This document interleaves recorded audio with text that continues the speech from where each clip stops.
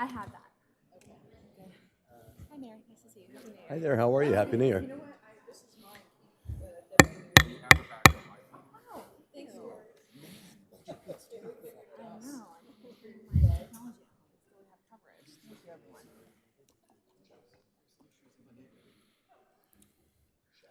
All right, it's 5:30. We're going to go ahead and call our council meeting to order. We'll begin tonight with a roll call.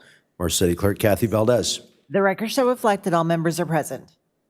And Deputy Mayor Melendez will lead us in the Pledge of Allegiance this evening. Please rise and put your right hand over your heart and repeat after me. I pledge allegiance to the flag of the United States of America and to the republic for which it stands, one nation, under God, indivisible, with liberty and justice for all.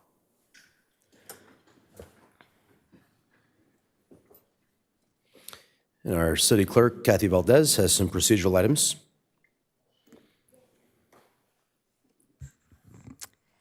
Thank you, Mayor. In accordance with the Brown Act, I'd like to announce that as a result of convening simultaneous meetings, the members of the Buena Sanitation District will receive compensation of $147.75 pursuant to the Buena Sanitation District Resolution 2006-1. I would like to remind everyone the Vista Municipal Code requires members of the public to observe order and decorum at the meeting and to conduct themselves in a courteous manner. The ordinance was adopted to allow for public input and to facilitate city business without disruption of the meeting. If we have any students here, I don't see any, but we'll announce just in case. Students wishing to receive credit for attending this evening's meeting must stay for a minimum of 1 hour. However, we ask that you stay for the completion of an item rather than leaving in the middle of a discussion. When you're ready to leave, you may ask one of the staff members at the back of the room to sign your paper. Thank you. To speak on an item on the agenda this evening, please fill out a speaker slip with the number of the item you'd like to speak on. Give it to the clerk, secretary, staff. Speaker slips are available on the table just outside of the council chambers. For the members of the public participating via Zoom, you may raise your hand to indicate that you would like to speak by using the raise hand feature on your screen or pressing *9 on your phone. We will announce when to raise your hand to indicate you'd like to make a comment on the specific item being discussed. Speakers will have 3 minutes each to address the City Council. Now we'll go to our City Manager, John Conley, for the approval of our agenda tonight. Thank you, Mayor. There are no changes to the agenda with the exception of our presentation for Firefighter of the Year will be deferred to the 23rd since Mr. Spann couldn't make it tonight. Thank you. Very good, thank you. That'll bring us to our oral communications. Any member of the public may address the City Council on agency-related matters that are not on tonight's agenda by requesting to speak during this section of the agenda. If participating via Zoom, please use the raise your hand feature now or press *9. If you'd like to speak, the number of speakers heard during this segment is limited to 10. Any remaining speakers will be heard under the second oral communications item. We have Mr. Joe Hood.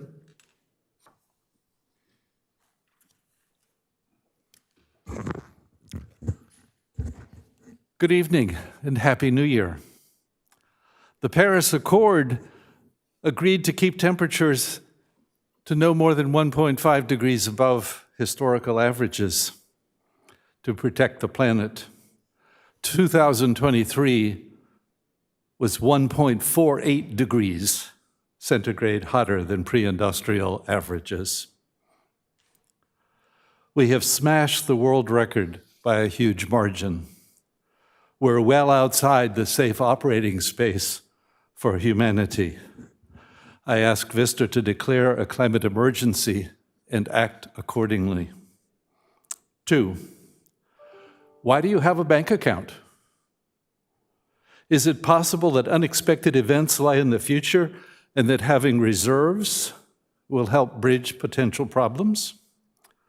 In April 2023, California mountains had 237% of average snowpack. Who thinks we've ended the drought that has been made worse and will continue to be by climate change? Are we at risk of dramatic droughts? Today, we are 25% of our annual snowpack. 237% last year, 25% this year. Now is not the time for complacency. This is the perfect time for the city to write a water conservation plan and work to protect precious water supplies. Please consider initiatives to replace grass with desert plants. Watering lawns is profligate waste. Install gray water systems to ensure water efficiency and reuse whenever possible. Ask building owners to install low-flow appliances. Please partner with VID to develop and implement an expanded water conservation plan for the city. 3, visits by hungry San Diegans to Vista's food pantry increased by 900 plus households in the fourth quarter of 2023. Over 20 schools in the county want a food distribution program that can't be funded. Children and elderly in our community are hungry. Surely, feeding the hungry must be a top priority for the city. Please develop a food plan for our community and make sure it's well funded. I don't understand why we don't address these vital issues at every council meeting until they've been satisfactorily resolved. Thanks for your time. Hunter Plesha via Zoom.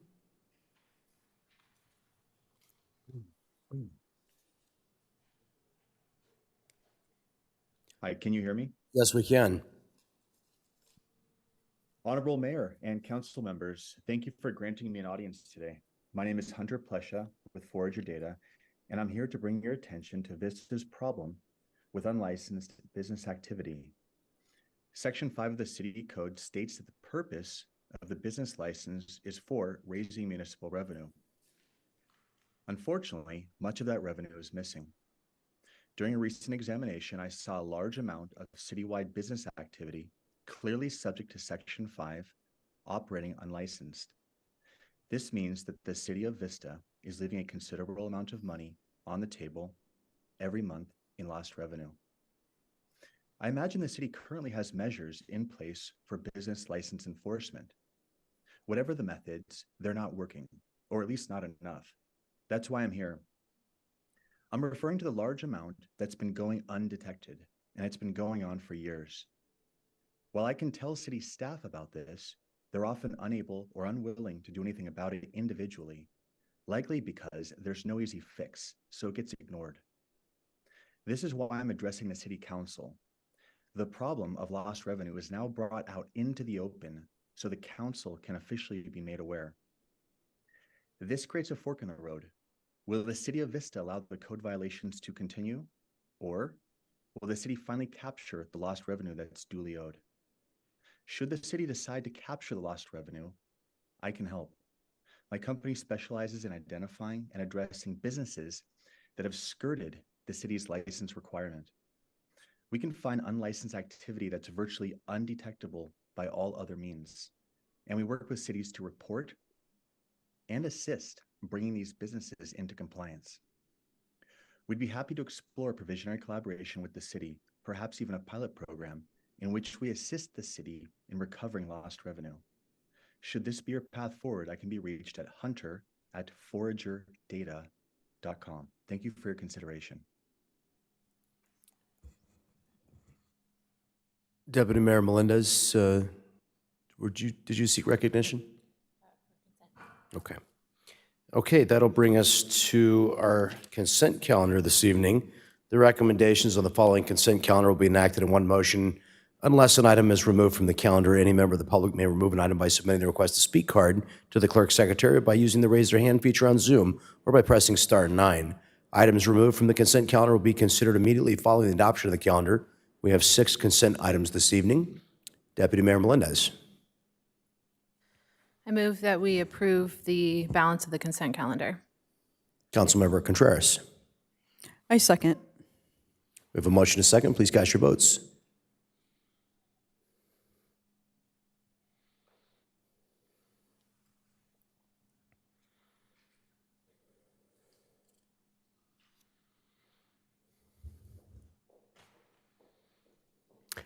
That consent calendar is adopted unanimously. That'll bring us to public hearing 1, amending Chapter 10.68 of the Vista Municipal Code to include e-bikes and traffic safety laws. I want to thank staff for developing this proposal at my request based on happenings in surrounding cities and some unfortunate safety events that have happened in our neighboring cities. I'm glad that we're poised to be prepared to keep young people and cyclists safe in Vista. So we'll welcome Imelda Huerta. Thank you. Good evening, Mayor, Deputy Mayor, and members of the City Council. My name is Imelda Huerta, Assistant City Manager. And tonight, our Climate Action Plan Program Administrator, Cassidy McCarthy, and I will be presenting on the proposed changes to Chapter 10.68 of the Vista Municipal Code regarding bicycles. This public hearing has been posted to the city's webpage and was noticed to the public on December 29th. So brief background, the bicycle ordinance has not been updated much since its inception in 1975, outside of amendments to restrict bicycle usage on sidewalks. In addition, the current municipal code focuses on the bicycle license requirement, which is now prohibited by AB 1909. With the rise of bicycle and electric bicycle, or e-bikes, use as a common mode of transportation for adults and children, the city's municipal code should reflect these modern developments to help keep both pedestrians and cyclists safe. Additionally, the Sheriff's Department has seen a rise in bicycle-related collisions, with 21 bicycle-related incidents in 2023, 2 of those involving e-bikes. The implementation of multimodal transportation and neighborhood traffic calming projects has been a priority for the City Council. As such, staff have been working on several infrastructure improvements, such as green bike lanes and separated bicycle facilities to enhance bicycle mobility and safety.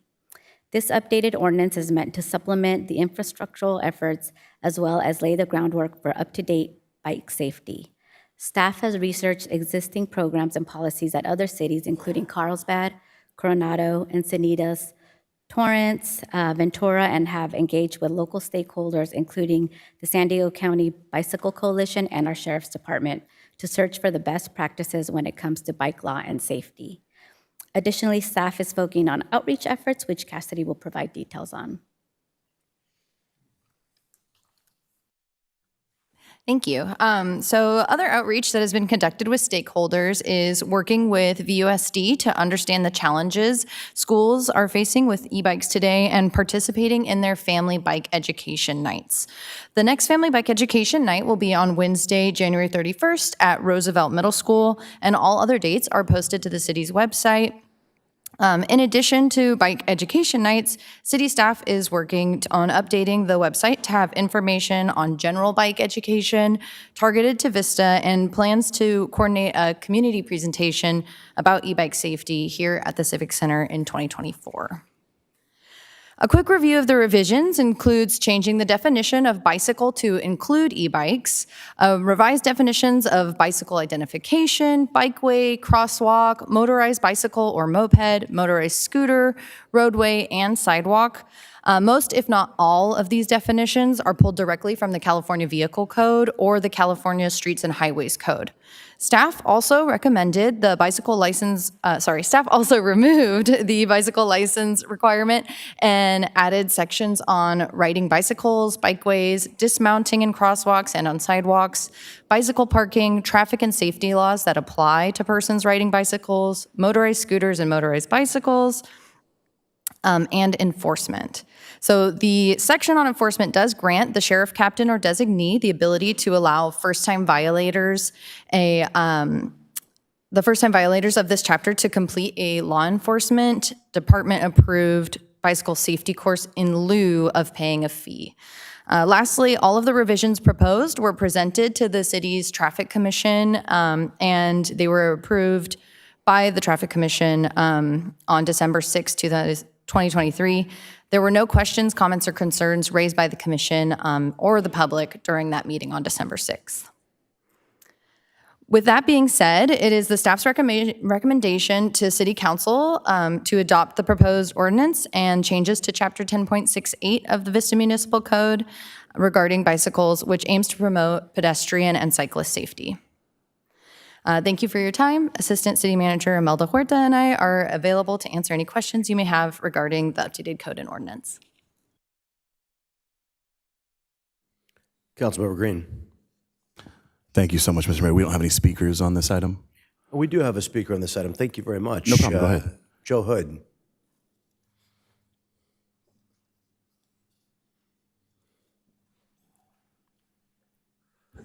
Thank you. The proposed changes were reviewed by the North County Climate Change Alliance and local Sierra Club members, and we agree completely. So thank you so much. Thank you. Councilmember Green. Awesome. Thank you so much, Mayor. Thank you guys so much for the report, Cassidy and Imelda. Greatly appreciate it. I love that we're working with our Track Fit Commission when we have traffic things moving forward, and they're giving us recommendations that we're making happen, and then also that you're working with Vista Unified School District. I did see that the licensing requirement was removed. I heard that briefly spoke about. I'm fine from a city standpoint, but when you work with the school district, do they have any type of program where kids who are riding e-bikes to schools have to attend like a safety course in order to ride their bikes to schools, so that us people on the roads at least know, hey, the kids riding the bikes to schools have been trained on rules of the road? My understanding is that yes, before they can get some kind of a permit, they do need to take a safety course, but you can expand. I think we would have to double check with the Defer USD. with the school district? Yeah, just defer to them. I know that they are working on something like that, and that's kind of the point of the bike education nights as well. And then that was January 31st, right? Yeah, that's the next one. They Roosevelt have one Middle in. School, I think you said? Yeah. Okay. Exactly. Awesome. No, I greatly appreciate that. I think all of us who are driving in the mornings, I have kids who are actually school-age kids and out driving in the mornings, and it's just good to know that also the school-age kids know the rules of the road and when to yield and not kind of weave in and out. So I think this is a fantastic ordinance, kind of brings us into, 21st century per se when it comes to transportation modes. So thank you so much for that. With that, I would move to close the public hearing and accept staff's recommendation as presented. Councilmember Contreras. I'll go ahead and second that. I do have a question regarding, where'd it go? So when we're looking at not operating on a sidewalk, let me find it here.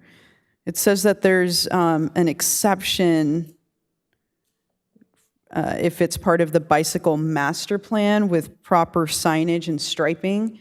Are we aware of the status of these locations that are identified in the bicycle master plan and whether they do have proper signage and striping?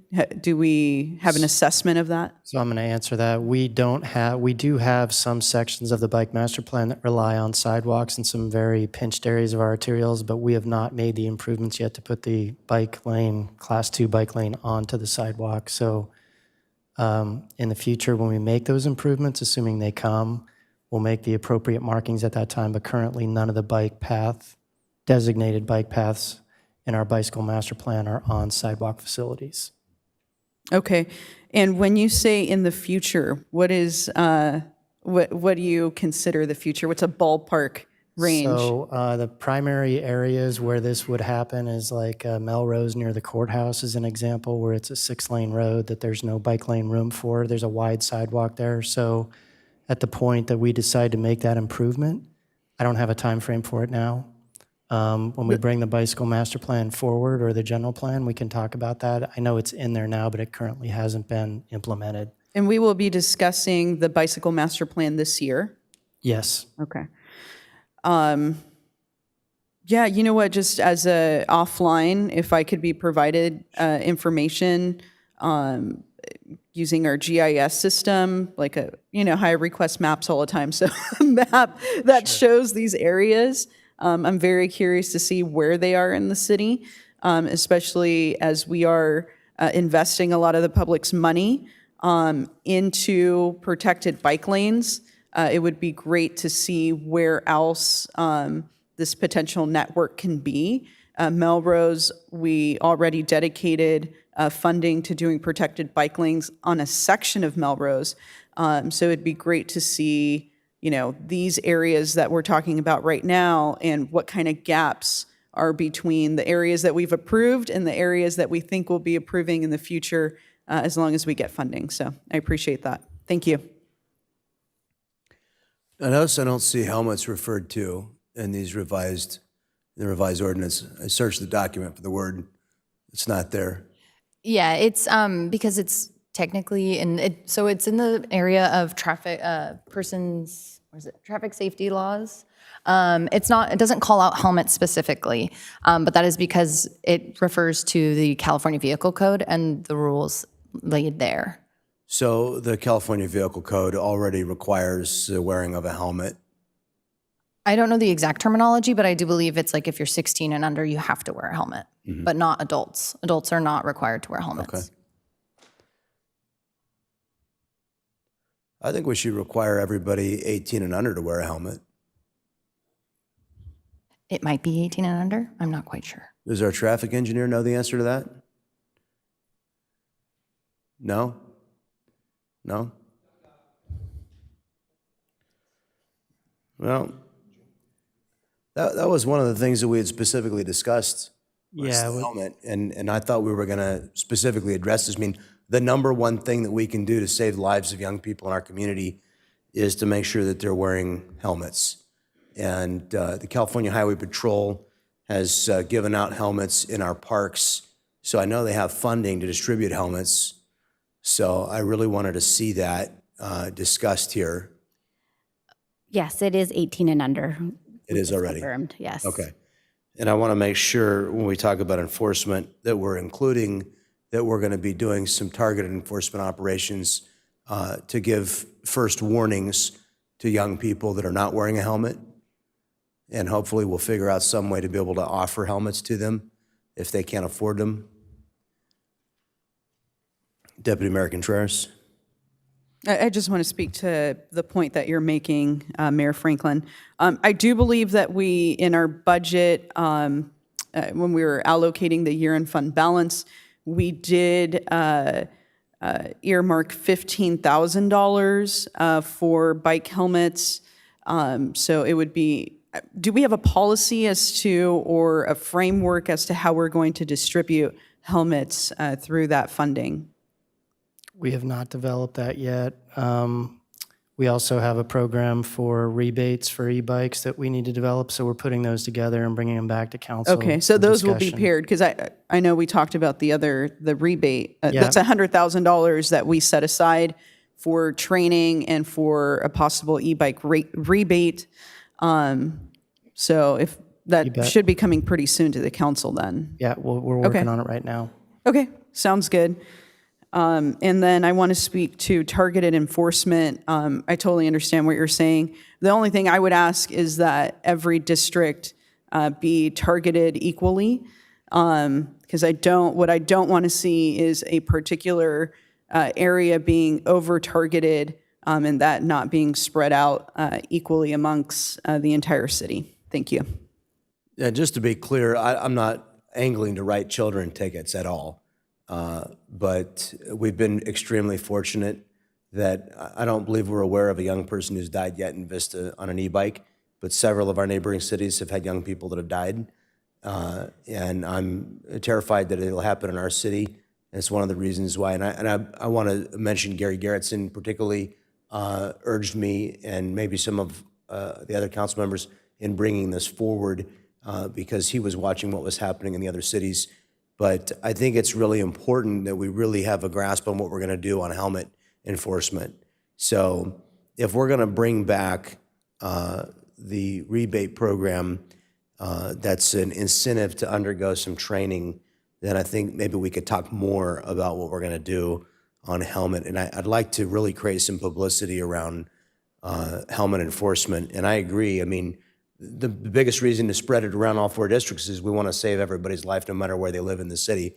But this wearing the helmet thing is really important because, you know, the science on it is proven and it'll save these young people's lives. So, Deputy Mayor, I'm sorry, Councilmember Contreras. No, I completely agree. And I have a question for our city attorney. If someone under 18 is given a ticket, let's say it escalates to the point where they are given a ticket for not having a helmet, who is responsible for paying that? The parent or guardian. Okay, so to follow Mayor Franklin, what you said, I think it really does need to be publicized because we want to ensure that parents, and we want, obviously, everything that we do needs to be at least done in Spanish as well, but there needs to be an understanding that if your child or, whether you're a parent or parent guardian, whatever the situation might be, if they do get this type of ticket, it's actually the parents that are going to have to pay. So I think that needs to be really broadcast out there. The last thing you want to do is just have surprise tickets, right? And so this is something that can be talked about even at the scale of the family, having a conversation about, hey, you're going to be wearing your helmet because I don't want to be getting a ticket. But I just wanted to ensure, what the process was. Thank you. We might even want to think about doing a postcard mailed to the whole city. I think that would cost about $25,000 to do. Yeah, I think that's what it should cost. I know how many houses there are in Vista. There's 42,000 housing units, and I know what the mail costs. But that should be about what it would cost. But we might want to let people know that we're going to have, because really we're not trying to issue tickets here. We want to give helmets away. We want to encourage with warnings, and if we have to, write tickets because of noncompliance. But maybe we want to have I really like the education component of this, and I really want to communicate with parents that kids need to be wearing a helmet. If they're not wearing a helmet, you could be the one paying the ticket. So, and Councilmember O'Donnell. Yeah, forgive me if this is an obvious question, but if they're not required to have a license and most youth don't have an ID, how do we know if we have repeat offenders that are just continuing to give false names or whatever it might be to even enforce this type of code? Well, the license was basically a registration for the bike frame. It wasn't actually an operator's license. So would deputies or whoever's giving out a warning or a citation, would they be going off the serial number on the bike frame? So then they could trace it back to the household, or how would that work? My guess is they're going to go off, what the information the person gives, and then if they have maybe a school ID or something that they ask for, they'll use that. But they're going to be basically on the honor system. Okay. If we're defining this as a motorized vehicle, how is it lawful to operate? We're not redefining it as a moped, right, or as a motorbike? No, so the definition of bicycle includes electric bicycles. There's a separate definition for a motorized bike, which is a bike that can go, it has over 750 watt motor and doesn't necessarily need to have operating pedals. So an e-bike, there's several classes, there's 3 different classes, and they all can only go up to 30 miles per hour, but there are motorized bicycles, which are like a moped, which does require an actual driver's license, a special class driver's license. Okay. So it's just distincting the two. All right, so it sounds like we're going to hear this item come back with more specificity, but we've got some initial changes. So it's kind of a work in progress. But in the meantime, we have a proposed set of changes here and a motion and a second. So please cast your votes.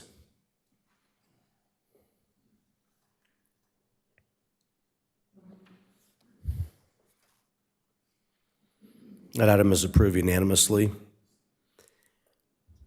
That'll bring us to the first of our 3 discussion items this evening. The first is regarding a traffic signal at North Melrose Drive and Ascot Drive. If there are any members of the public that wish to speak on this item, they may indicate so by using the raise their hand feature or by pressing *9 or submitting a request to speak card here at the dais. Speakers will be called upon after the presentation. Deputy Mayor Melendez asked for this item to be on the agenda, so we'll ask her to introduce it. Thank you, Mayor.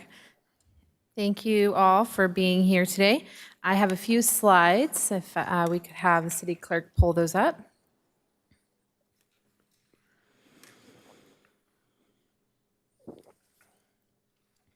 I'll start by introducing this item as a discussion on intersection management at Ascot Drive and Melrose Drive. with the proposal for a traffic signal.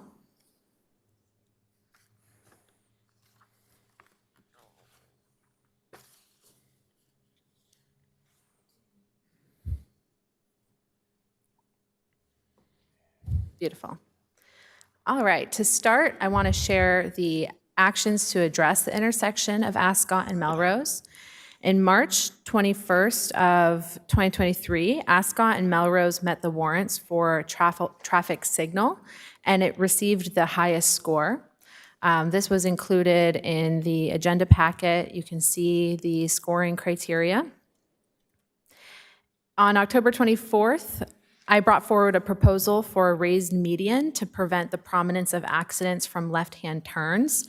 This raised median would essentially create a protected left-hand turn lane for folks turning onto Ascot, and would require those who wanted to turn left out of Ascot to make a U-turn on Copper. The proposal of a raised median included outreach and a public notice, as well as engineering and design, and ultimately resulted in the approval of funds from the mayor and the Vista City Council, which we approved $150,000. On November 17th, 2023, I had a meeting with concerned residents about the raised median and the impact that it would have on private property. And I brought this information the same day to our city manager and our staff, where we had a reevaluation of the raised median proposal. Next, the additional information that I received was from Vista de Vista, the HOA, that a private street was being used as a public cut-through. The private property of Vista de Vista is accessible from Ascot and has been used as a cut-through path to Copper Drive. Residents on Ascot Drive report that it is common to use the street connected to the properties of Vista de Vista in order to avoid the dangerous left turn onto Melrose Drive. So a couple things were occurring here. Neighbors were reporting that cut-through travel was already happening on their private road or private driveways, and seeing the updates from the city that this raised median was going in, they felt really motivated to reach out because they believed that it would increase the traffic through their neighborhood. A letter from the Vista de Vista HOA is included in the agenda add to packet, which really describes what the landscape of Ascot looks like to include this private driveway. And I really appreciate the folks from Vista de Vista being here tonight. And the city of Vista was not aware that the private drive was being used as a public cut-through, and I believe city manager will confirm that as well on that meeting in November after meeting with the residents. We were all looking at the maps together, recognizing, this raised median would be a great solution if there wasn't this occurrence where cut-through traffic was coming through this private drive. And that was just something we were not aware of. I'll show the map here. So at the top, you can see Ascot Drive. At the bottom, you can see Copper Drive. And to the right, you can see North Melrose. The blue lines indicate the private road, the private driveway that is part of Vista de Vista property. And it has been proposed to, recommend that the owners of the property put a gate at those entrances to avoid cut-through traffic. I wasn't really content with that solution because there are a lot of benefits to having an open driveway, including just neighborhood mobility. I'll show on the next slide. This was shared with me by the residents. These streets, despite being private, are an important path for seniors in the senior community to walk. So I think it's really important that when it comes to the impact of public infrastructure on private property, we want to make sure that we offer a solution that ensures safety and continues to allow people to move freely. So I just thought that this image really demonstrated much of what was written in the letter from the HOA of Vista to Vista, which is that this is a private property that is going to be impacted by any type of intersection management at Ascot and Melrose. So with that in mind, because there is the impact of a private driveway that's being used as a cut-through, the best solution for Ascot and Melrose will be a traffic signal. The total anticipated cost of a traffic signal is $750,000, $750,000. And as I said before, the amount allocated towards the intersection was $150,000.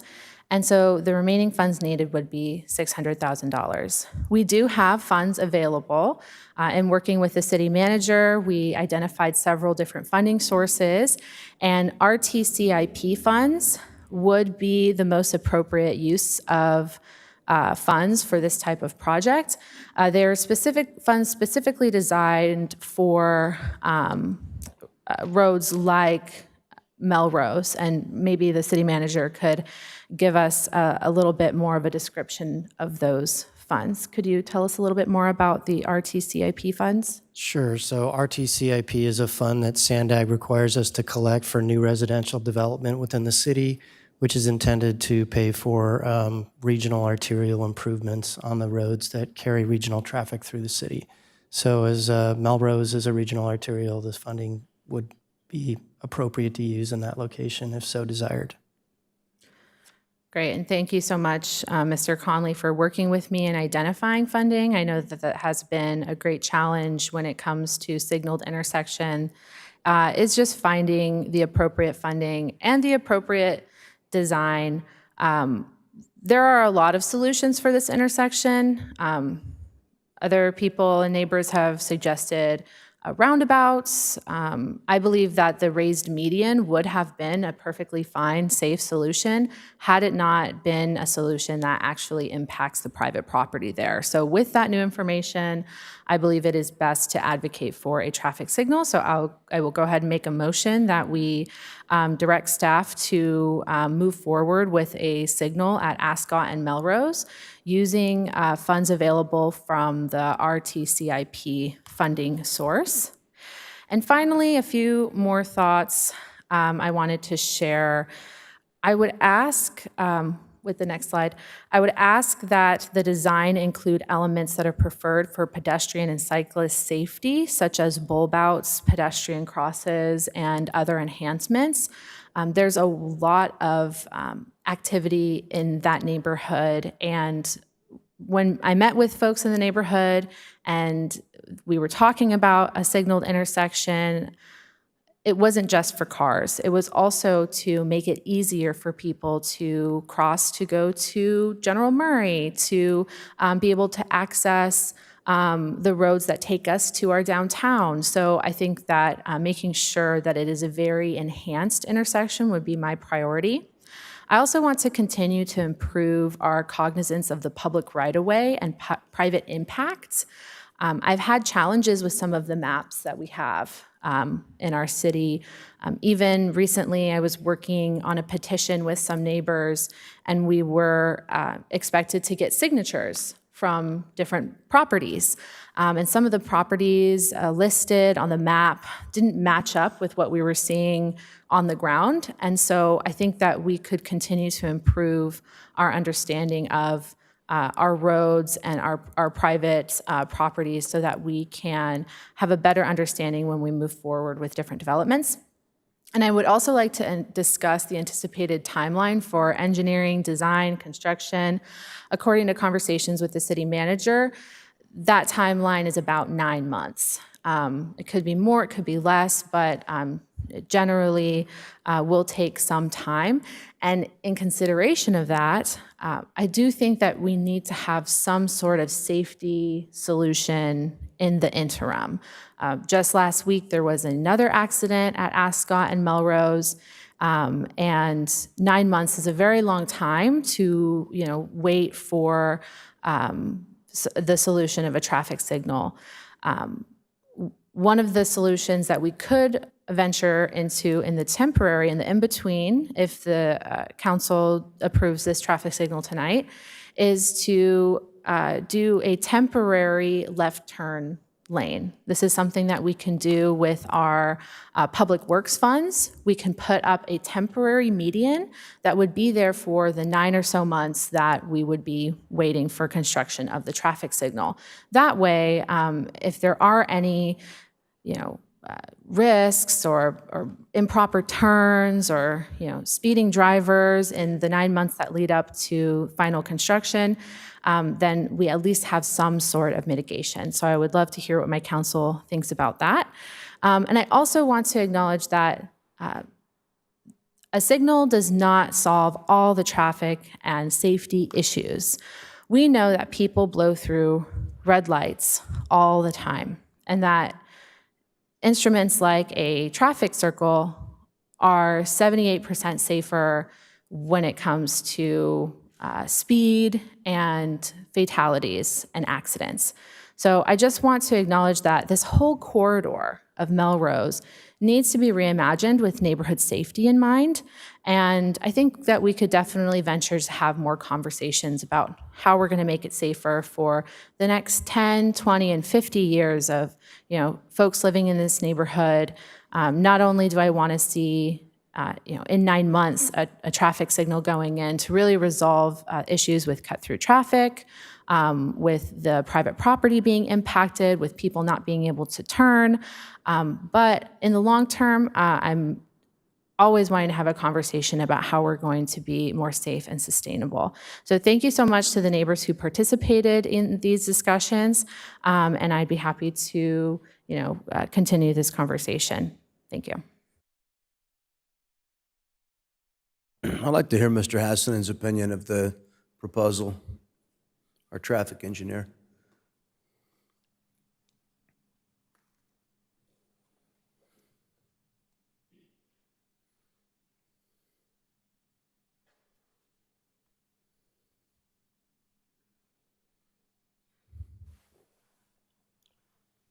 Good evening.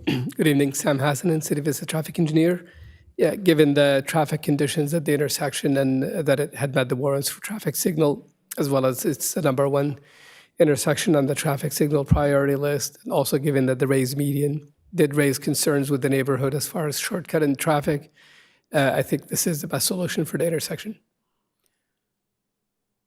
So you don't find that there would be any way to mitigate the impact of the right-only left turn prohibition with the raised median? As far as the shortcut in through the neighborhood, a gate is an option. Nonetheless, it is private property, and obviously that would be the prerogative of the property owners, whether or not they would want to put up a gate. Although the traffic diversion may be minimal as far as cutting through the private property, but any amount is since it's private property probably would not be appropriate. Right. Since it's being caused by an issue on a public street. Now, what about the fact that this signal would be so close to the Copper Drive and Melrose signal? What would the impact there be? We would have to make them work together, which we can. They would have to be synced up as far as the green progression for especially the southbound movement. So this signal would be prioritized based on demand, right, with a loop? It would be prioritized based on demand, but during the busiest time of the day, which is what we do the rest of the city, it would be synchronized so that Melrose would be guaranteed basically a set amount of green that is fixed that kind of syncs up from one signal to the next. So then the rest of the day, not and during the off-peak times, it would be demand-driven, the green lights? And that's where we would potentially could see the two signals appear to be out of sync because they would be driven by demand only. And that would be maybe mid-morning as well as late night, early morning, those times periods, Sundays. Thank you. Councilmember Contreras? We don't have any public comment on this? Okay. I want to thank the public, though, and the HOA for the letter. I was able to read that. So I initially really didn't want to have a traffic light here. I'm someone who, like when I see two residential areas, I want to figure out how we can actually mitigate the risk of vehicle fatalities and vehicle violence. So I have a question, and perhaps this is for you, Sam, and perhaps it's for our city manager. So Melrose is categorized as a regional arterial. At what point does it not become a regional arterial? That designation was made by Sandag over the years. I think it's the entire length of Melrose is a regional arterial, North and South Melrose. And it's just because it connects through a region, or a sub-region at least, of the county. So any major connectors like that, Melrose, East Vista Way, Vista Village, those are all considered regional arterials. And there's a specific map in the Sandag Regional Transportation Plan that shows those regional arterials. So it would stay classified as a regional arterial even if there were traffic calming mitigation in the form of roundabouts or traffic circles and other traffic calming? I believe that's an interesting question. I think that might have come up with another city in the past as far as reducing lanes and things like that. So, in my mind, as long as it serves that function, basically regional traffic is still coming through and is connecting, it probably shouldn't impact that. If we're going maybe from 6 lanes to 2 lanes, then maybe that would be something that would be worth a discussion with Sandag. But as far as we've gone, for example, from 4 lanes to 6 lanes back to we're going to 4 on a certain portion. I don't think that should be impactful enough. Anything beyond that maybe could be a discussion with Sandag. Okay. But there are advantages to being on the regional arterial system, just for the RTCIP funding perspective. I don't know if there's anything else. I'm not sure if Sandag does, that I recall, that it does any projects that are kind of regionally funded on regional arterials. The focus usually is on transit and freeways and things like that. Okay, and is Santa Fe, in both its South Santa Fe, Paseo Santa Fe, and North Santa Fe, is that considered a regional arterial? I would have to look. I know for sure. And I'm putting you on the spot here. I'm just curious because there's a bunch of traffic circles on a portion of Santa Fe. So it's just curious. In the long-term future of Vista, I'm not someone who is a proponent of we're going to make it wider and more appealing for more cut-through traffic. I really think that our neighborhoods have suffered a lot with the extreme amount of vehicle volume that they're having to maneuver through, and then 2, the extreme speeds that happen, not just on Melrose, but in other parts of the city. I thank you. I appreciate all that. Deputy Mayor Melendez, I do appreciate you bringing forward the concerns from the residents. I was not aware that there was a private street that folks were cutting through. I still would rather have, I know I'm like the minority probably on this council, I still would rather have a traffic circle, maybe, something that has our first double lane traffic circle. I just drove through 2 of them in Santa Barbara, and everybody seems to figure it out, and they look really great. But in any case, that's not what the residents are asking for. If you are, let us know. Let me be the first one to know, because I will advocate really hard and see how I could get funding for that. But there definitely needs to be something done in this intersection. I have brought it up. It's not in my district, but it's an intersection I'm familiar with. We have not only a lot of folks that live in this area, but we also have schools. We have a ton of schools in this area, so something needs to be done. And I do agree that there needs to be an interim safety solution. What is the cost of having a temporary left turn lane, and what does that look like? 'Cause I didn't see that in the slideshow. Yeah, I think that would be minimal, that we would just done with the delineators and striping. That could be done through just our typical budget, like Deputy Mayor Melendez mentioned, that through our public works maintenance budget that we do work orders with. Okay, and so how quickly could we get that going? We could probably have it done in the next, maybe 3 to 5 weeks. Okay.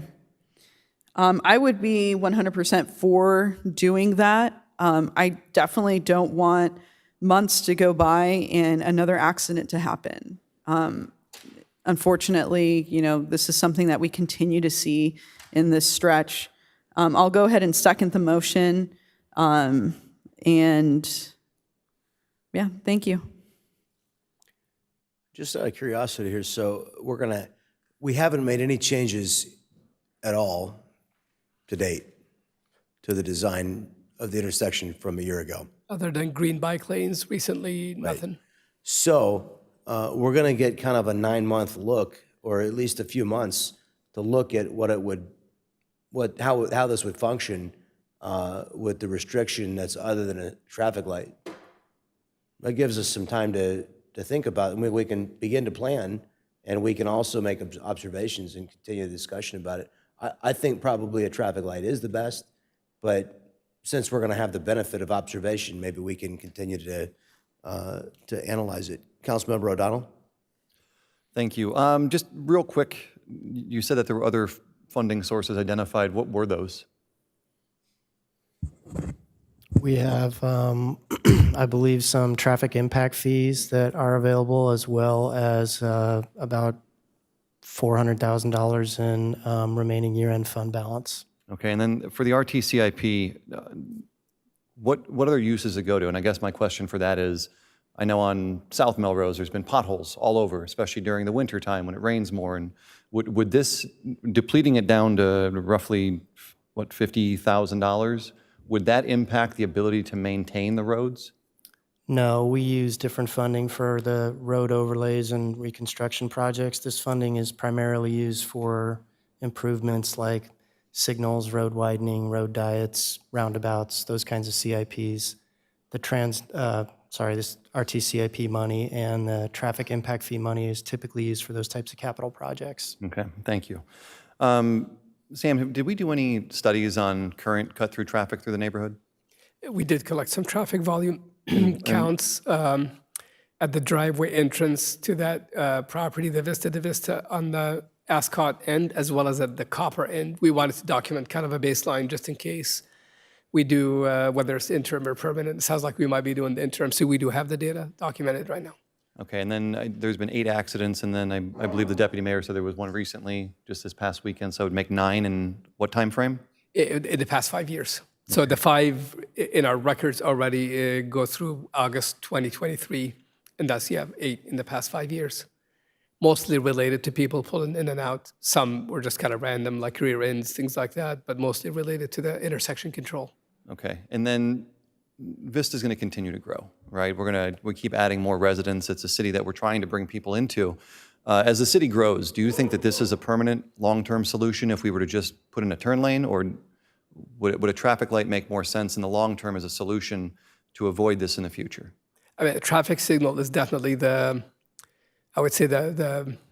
most accommodating solution, because it will facilitate all the turns in and out of the intersection, while the raised median would restrict the left turns out, obviously, where we would force them to make a right turn, make a U-turn at Copper.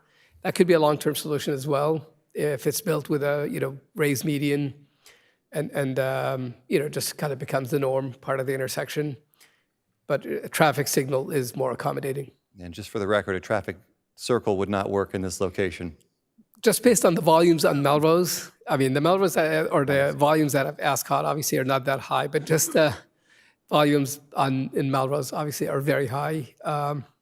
It's just not something we've seen, I guess. I want to state for the record, I do not want to put a traffic circle there, just to be clear. I was just curious. Those are all my questions. In the beginning, I was kind of somewhat opposed to trying to come back and revisit this, but just the realization that we do have an increased population growing. We see the accident volume going up. Another accident recently, this is what I fought for on Melrose on my end, because When these communities were built, Vista was a much different size, and it is continuing to grow. So making sure we can have these safety measures in place, I'm all for. I am curious, though. I mean, I agree to have a study of some sort to see how it impacts this intersection. I know it's an inconvenience to the residents to not be able to turn left out of there, but I would also be interested in that data. But I'll hear what the council has to say, but I appreciate the study, and thank you for all your hard work. Did you get count data on that private driveway? Do you know how many cars are going through there? Yeah, that is the baseline data that we collected at both ends of the driveway where it connects to Ascot and Copper, that kind of connector between the two streets. That was included in an add to packet that's part of the record. We summarized that in an exhibit. Yeah, that was Since added. you have a baseline of that private drive data, you'll be able to recollect traffic counts and we'll be able to understand the impact. Yes. I mean, I think the reason that's important is because, number one, it's an expense, and number two, this is going to slow down traffic on Melrose, our largest arterial roadway. So it would be my preference to keep Melrose moving as quickly as possible for the largest number of motorists. And this will allow us to actually quantify, and if it is a significant inconvenience to, but we don't really know. We're sort of supposing right now. We haven't made any changes to the roadway design yet. And so therefore we haven't seen the impact. But we're going to have the benefit of actually seeing the impact, and we can't avoid it because we can't get the signal built that quickly. So I just think it'll be interesting to see what the actual impact will be, and then that'll give us another point of data to consider. And it's not just the money; it's also the movement of the greatest number of people. What do we have? 65,000 or 80,000 people a day on Melrose? No, it's less than that. In that section, about 35 to 40,000 cars a day. Yes, less than Sycamore? Dependent, yeah. Sycamore near the 78 is one of our highest ADTs, yeah. But it is very significant I would have still. thought this would have been more. So 35,000 people a day. That's a lot. Councilmember Green. Thank you, Mr. Mayor. I just want to make sure that I understand what I'm voting on right now. So I'm okay with the design and plan. I think, immediately striping, to do some immediately traffic improvements and then to continue that count. I think that's a good, word by the mayor as far as if we have the data right now, what it is currently, once we do the striping, see if it really does, impact them. I know it's a long-term fix.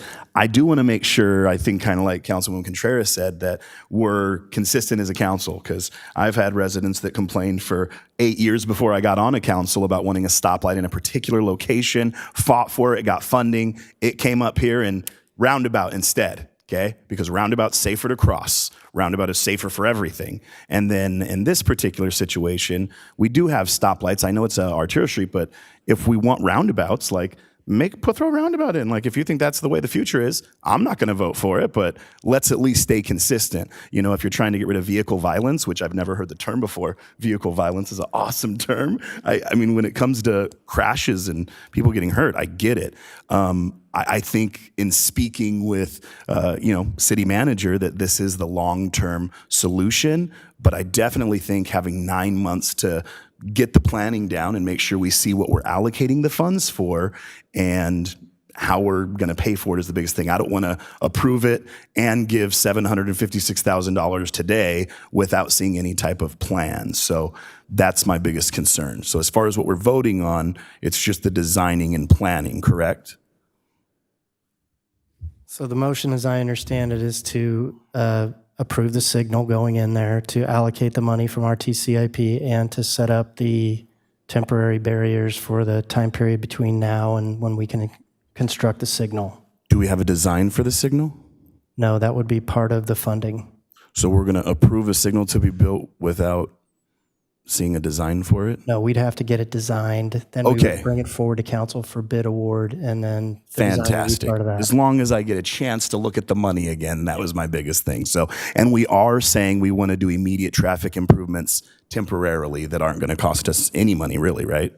Correct. There's, I don't know, it's a nominal fee. It's a couple $1,000s is what we expect to put in the temporary barriers. But the way this would work is if it's approved, we would put it in the capital improvement program, which will come back to you in June for approval. We'll allocate the money at that time. it'll be set up as a project. We can start the design work, but we'll come back and revisit the statistics from the turn lane movement counts before we award the signal contract. Okay, and I think something that you said that really kind of sold it to me per se is that it's not going to slow down traffic on Melrose this way. It's a much better way to keep traffic flowing on Melrose, and you're going to sync the lights. So they'll basically only be changed when somebody's exiting, and it'll be synced with the adjacent stoplight. Is that correct? Correct, but it will have, sorry, a pedestrian crossing, which will be probably not frequently used, but when it's used, it will be an interruption, obviously, of at least 40, 50 seconds. So when the cars are coming out, a short green probably because the volumes are low, but when a pedestrian is crossing, just because of the length of Melrose crossing, it'll be, a good amount of interruption.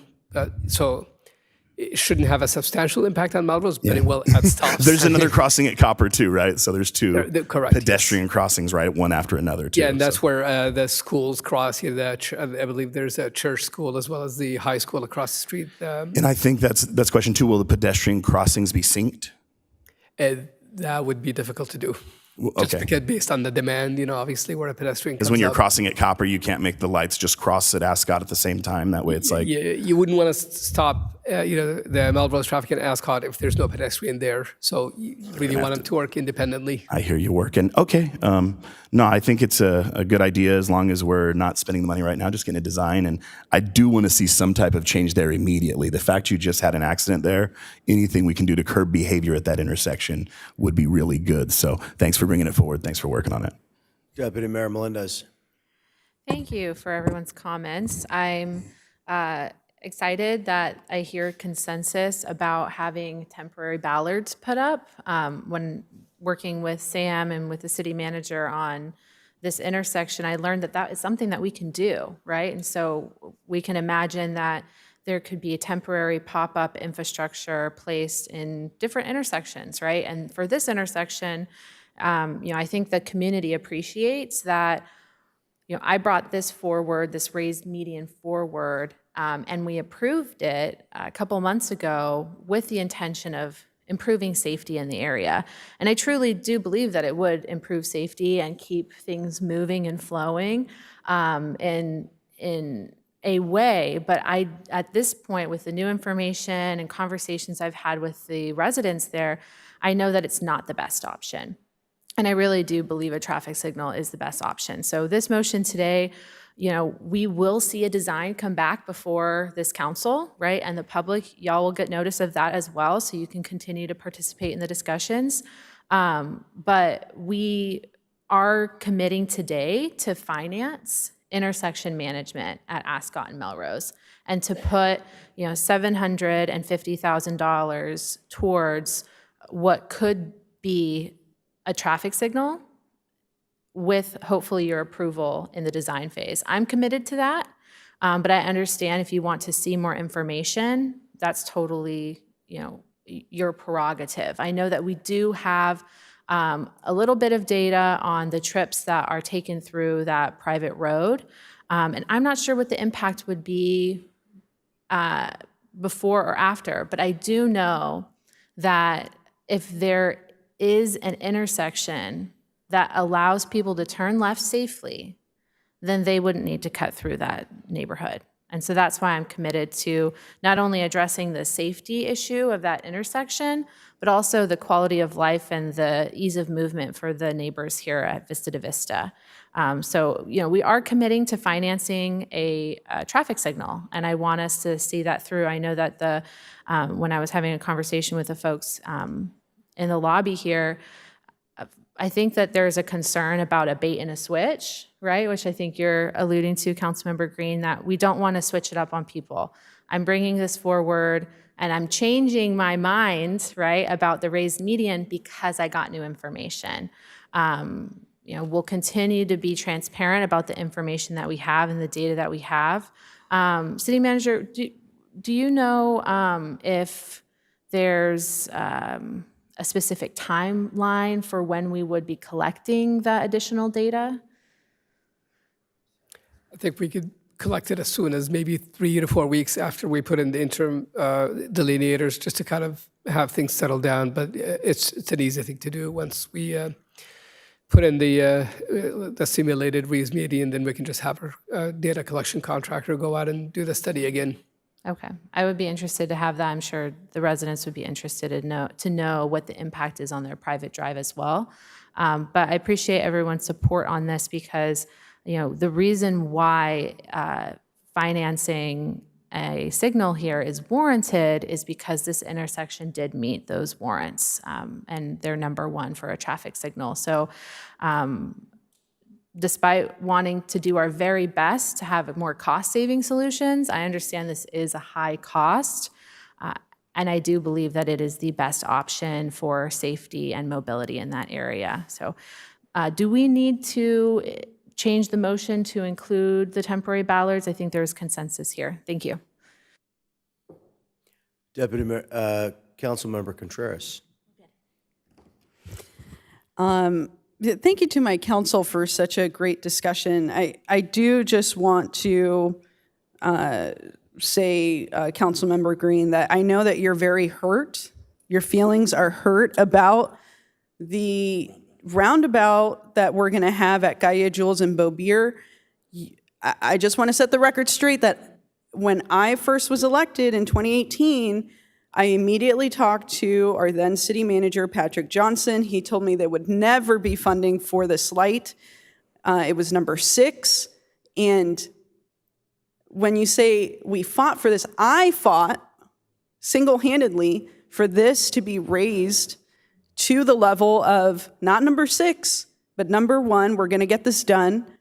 And then I also requested from the city manager, and we can do public records requests if you want to, see that this is true, that our city staff take a look at a design for a traffic circle.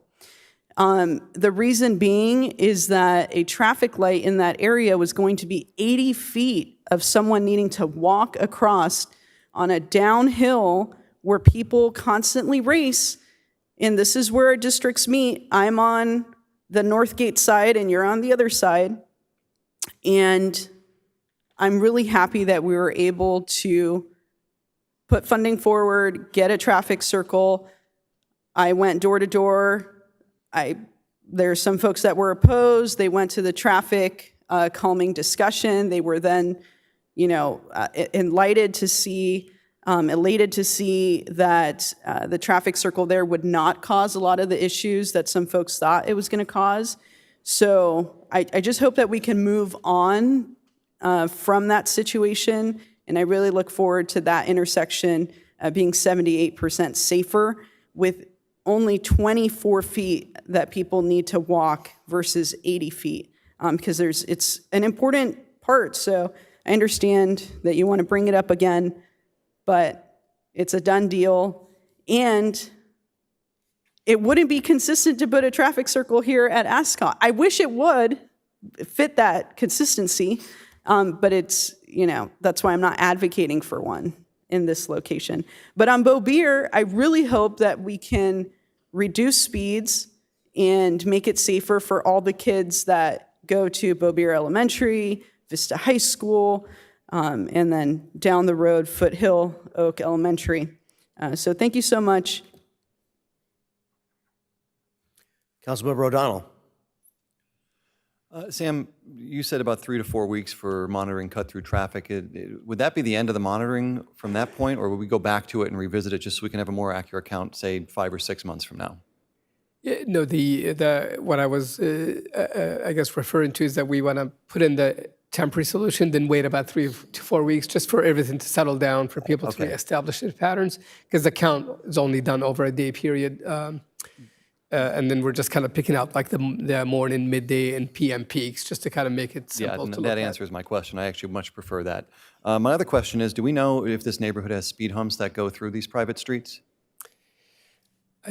I've driven them not too long. I honestly can't recall. They might have just the typical parking lot bumps. If the city's going to invest in this traffic light, I would really suggest that the HOA and the neighborhood invest in speed humps in their community to try and mitigate any cut-through traffic if they don't exist already. I remember driving that route that connects Ascot to Copper. It's not a very easy, I mean, it's just narrow and there's a kind of the drainage kind of gutter in the middle. So it's not a high-speed road. No, I understand. I just, but if the concern is cut-through traffic, don't make it easy for residents to cut through that don't live there, would be my suggestion. But that's my only question beyond that. Councilmember Green. Thank you so much, Mr. Mayor. And I'm not trying to revisit a old thing. We just talked about a bait and switch, and we did, prior to being elected, I served the community for 12 years as the PTA president of the school district. It was a big contentious item with the PTA, with parents. The only reason it was number 6 when you were elected was because parents advocated with the city to get it on there. So I'm not saying you didn't do a heck of a lot of work, and I appreciate your work. I just still adamantly disagree that a roundabout at Beaubier and Kaye Jules is good, and we can agree to disagree on it. But I'm saying, you say this is going to be a safer crossing. Well, if there's a roundabout, it's safer to cross there. You think that, but I get it. I don't want a roundabout here either, but I just need to make sure people know, like, when it's good for a stoplight for you, it's good for a stoplight. Like, it seems like a double standard a little bit, but it is what it is. And, we all work together for the betterment of the city. And when that roundabout comes here, I probably won't even be elected. So we'll see how the city receives that for you. One question I had is on traffic counts, okay? You have that 32 cars go through this driveway every day off of Ascot Drive, right? And then there's, 28 exit one way and 41 exit the other way out of Copper on the other side. Yeah, and those are hourly volumes. Okay. Morning and evening peaks. We just kind of selected those just to make it So easier. AM is 26 per hour AM, Correct. 6 is 6 per hour PM. So through the whole AM, I mean, they got 26 cars. So basically every 2 minutes during the AM, they have a car rolling through there. Yeah, it's just generally pretty low volume and just kind of typical of just a parking lot for a condo development. I think it's condos. Mm-hmm. How many units are in their little development over there? I don't know off the top of my head. Don't know. Okay. Yeah, there's two halves of it. There's like this is like the southern half of that development, and I just don't know off the top of my head. Okay, that's okay. But I mean, it looks like there's 500 to 1,000 cars that go cut through there based off of your numbers right now, right? If we take it every hour, 26 AM hours, 6 PM. Not necessarily, because the volumes drop off in the mid-morning to kind of early afternoon, plus overnight you get very few. Okay. So that could be, a lot of times we say our peak volumes are 10% of the ADT daily volumes, 5 to 10%, or maybe let's say 5%. Like let's say the morning hour is 5%. And it seems to me that there's like 5 times as much traffic in the morning than in the evening on their private roads based off of your data right here as well. It is entering and exiting. So you'll see like, I think on the southern end, I don't have it in front of me, I'm sorry, but there's more traffic coming out onto Copper in the morning, just because I think people going to work, and then the other way around in the evening, more people going in off the Ascot Yeah, end. that's what I'd like to know too. I mean, there's 176 units in their development. Just looked it up to check it out. So there's a certain amount of cars allocated for development. There's a certain amount of trips that go back and forth there that we expect, because we say, hey, you got 3 cars per 171 units, therefore you should have this many trips. I really do want to know the impact. I do want to know the numbers to make sure that this is, I mean, it's a long-term solution, yes, but we're doing it right now because of this. And that's what I want to be able to show. Yeah, and just to explain those numbers, those do not mean shortcutting. That traffic coming in at one end. Yeah, those could be people who live there. The vast perhaps majority too, right? with Well, them in my and they're total trips, not just shortcut trips. Yeah, so they're people who, the vast majority would be just those trips generated by the development. But then when we do the baseline and we do the after, if they go up, then we know, okay, something different. I got you. Okay, cool.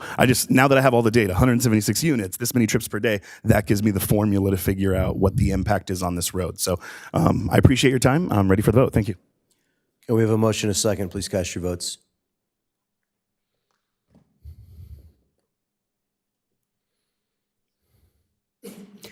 That item is approved unanimously. That'll bring us to item D2, agreement with Retread Incorporated for the Buena Creek Navigation Center Operation Services. If there are any members of the public that wish to speak on this item, they may indicate so by using the raise their hand feature or by pressing star 9 on their phone or submitting a request to speak card here at the dais. Speakers will be called upon after the presentation.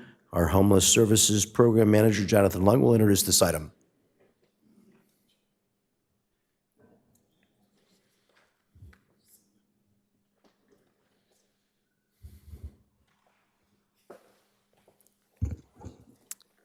Thank you. Good evening, Mayor and City Council members. As the Mayor mentioned, my name is Jonathan Lung. I'm the Homeless Services Program Manager. Also with me tonight is Daniel Sturman, Management Analyst with the Housing and Homeless Services Division.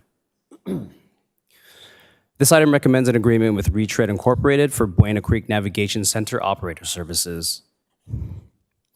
The timeline of milestones for this project includes $5 million awarded by Senator Catherine Blakespear in July of 2023 for an interim housing project in Vista. In September 2023, Vista City Council approved a master lease for the project site, as well as a request for proposals, or RFP, for operator services of the Navigation Center.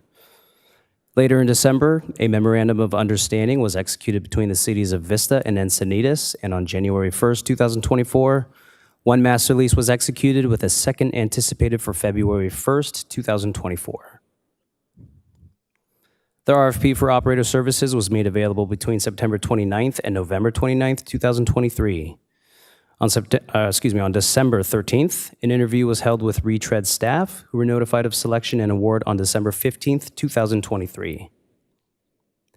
The master lease for this project site, which includes 3 separate parcels, was approved at the September 26th, 2023 City Council meeting, contingent on the completion of a building inspection and certification of Section 1 termite inspection. Considerable renovations to the project site began in preparation of these 2 contingencies, and 2 of the buildings were completed in December. To avoid delays in executing the master lease, as the 3rd building continued to be renovated, the master lease was separated into 2 separate leases, with the lease for the completed building signed for January 1st, 2024, and the 3rd building anticipated to be signed for February 1st, 2024. Both leases are for 36 months or until December 31st, 2026. Both leases contain the option to renew for 2 additional 12-month periods. Formal partnership with the City of Encinitas began on September 14th, 2023, with the signing of a letter of intent addressed to the City Manager of Encinitas from the City Manager of Vista, which established the partnership in concept. Following the approval of the RFP for operator services by Vista City Council on September 26th and Encinitas City Council on September 27th, the joint RFP for operator services was published on September 29th, and a formal MOU was executed between the 2 cities on December 12th, 2023. The MOU outlines the appropriations of beds and operating costs at the site, with Vista receiving 75% and Encinitas 25%. While the master leases of each city for the property identifies each particular floor to one or the other city, the MOU allows for flexibility in bed allocation per floor for maximum utilities of beds available. The recommended agreement with Retread is for 12 months of operation, with the option to extend for 2 additional 12-month periods, not to extend beyond December 31st, 2026, in alignment with the property leases. Each year of operation will cost $1,050,180 for a total 3-year operating cost of $3,150,540 from Vista. If the cities elect to extend operations for a 4th and/or 5th year, additional funding will need to be identified, and a new agreement for operator services will need to be approved. Eligibility criteria and intake process for the Buena Creek Navigation Center, or BCNC, will be maintained by Retread. This includes referrals from only designated Vista and Encinitas employees and contractors, as well as case-by-case determination of eligibility of individuals convicted of sex crimes by the city designees. No individuals convicted of arson will be eligible for intake. Intake screening will include collection of basic demographic information, determination of apparent communicable diseases of individuals referred, determination of ability to perform activities of daily living, or ADLs, and accommodations for any limitations, and determining if referred individuals have pets or are seeking shelter with a partner. Site amenities include clean and furnished sleeping spaces, which will include a bed, dresser, nightstand, and locking storage. Clients will also receive a hygiene kit upon intake to include soap, towel, toothbrush, and toothpaste, 3 daily meals, laundry, and pet play area and washing station, coordination of transportation including to and from off-site care, on-site medical and dental care, and regular classes and group meetings for topics such as trauma, addiction, recovery, anger management, faith, and financial literacy. Individualized service plans, individualized service plans, yes, will be developed for each client within 5 days on intake, which will include the evaluation and goal setting of available benefits, housing options, employment and finances, physical and mental health care, and education. Ongoing case management for clients will include weekly check-ins with case managers to determine progress and accomplishments with individual service plan goals and updating them as needed. Case managers will also assist with clients working through the Navigator curriculum workbook developed by Retread, which includes exercises in time management and planning, budgeting, coping mechanisms, and journaling, and SMART goals, which are specific, measurable, achievable, relevant, and time-bound. Retread will also be responsible for site operations, including the monitoring of CCTV for all interior and exterior common spaces, 24/7 staff and security, weekly professional and daily staff cleaning and sanitizing, regular maintenance of buildings and landscape, and ongoing staff training of the evidence-based practices of trauma-informed care, harm reduction, conflict resolution, and de-escalation and motivational interviewing. Upon approval of tonight's recommended contract, there will be a 6 to 8 week implementation timeline, which will include the procurement and installation of infrastructure, which includes all furniture and security systems, and hiring and training of staff. Open houses will be scheduled for service providers to create readily available service connections and referrals, as well as for emergency services with the sheriffs and fire departments. The operator has proposed a grand opening for Monday, March 4th, 2024, but is committed to opening sooner if the implementation work allows. This concludes staff's presentation for the agreement with Retread for BCNC operator services, and we are available for questions. And we have the applicant, Hannah Gailey, is with us. Did you want to say a few words? You don't have to, but if you'd like to. Okay, if we have questions, we'll call you up. Okay, very good. Councilmember Green? Thank you so much, Mr. Mayor. I don't have any questions. Number one, Daniel, welcome to the team, my man. You look so much different than when I officially met you at this unit over here, and it's so good to have you on the team working with Jonathan. So thank you guys so much for this report. You gave us a grand opening date at the end. I was looking for it of 3/4/2024. That was kind of my question, is when are we actually going to be open? When you say 3/4/2024, are you actually going to have residents occupying units as of that date? Or is that when we start actually saying, hey, these beds are open, we will start intaking unsheltered as needed?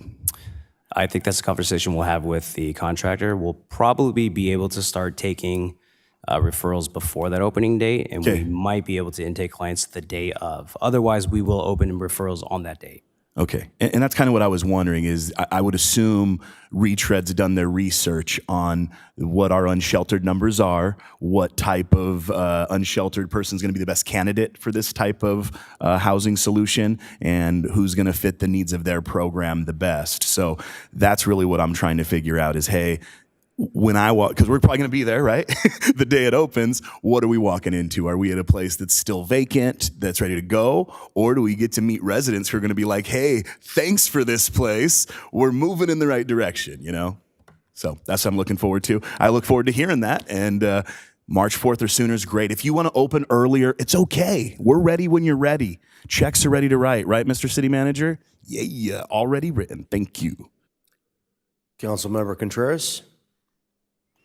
Yes, thank you so much. I have a question. There, in the agreement, it states quite a few times, apparently free of communicable diseases.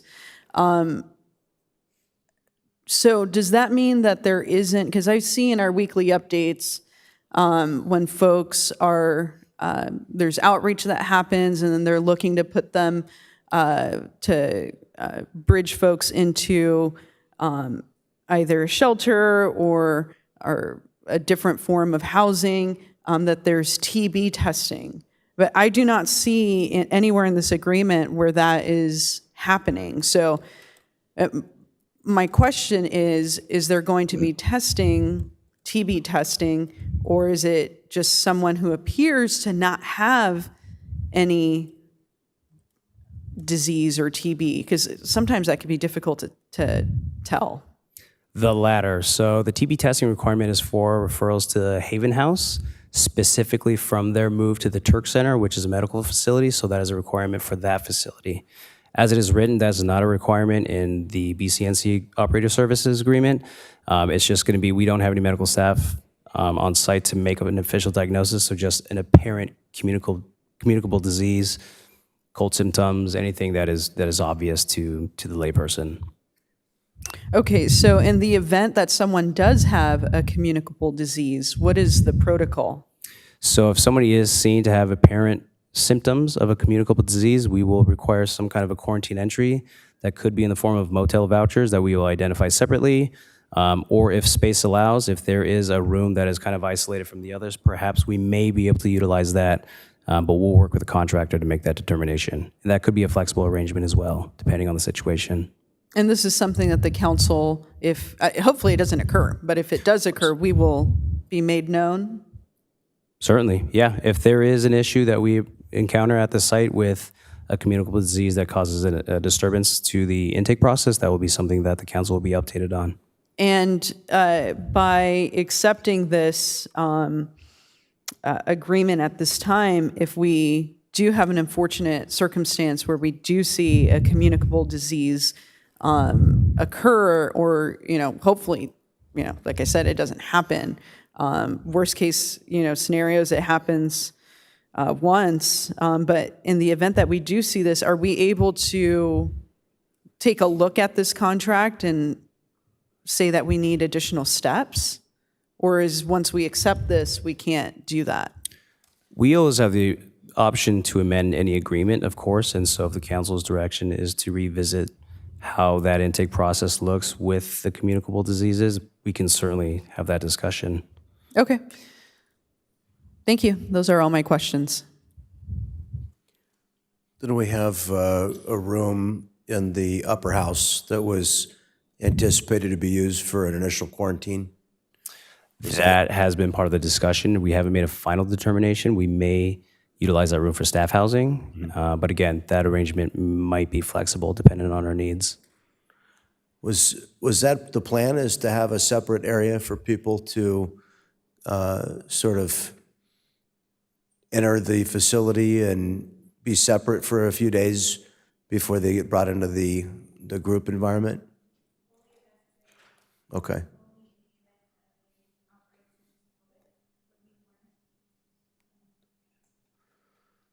All right.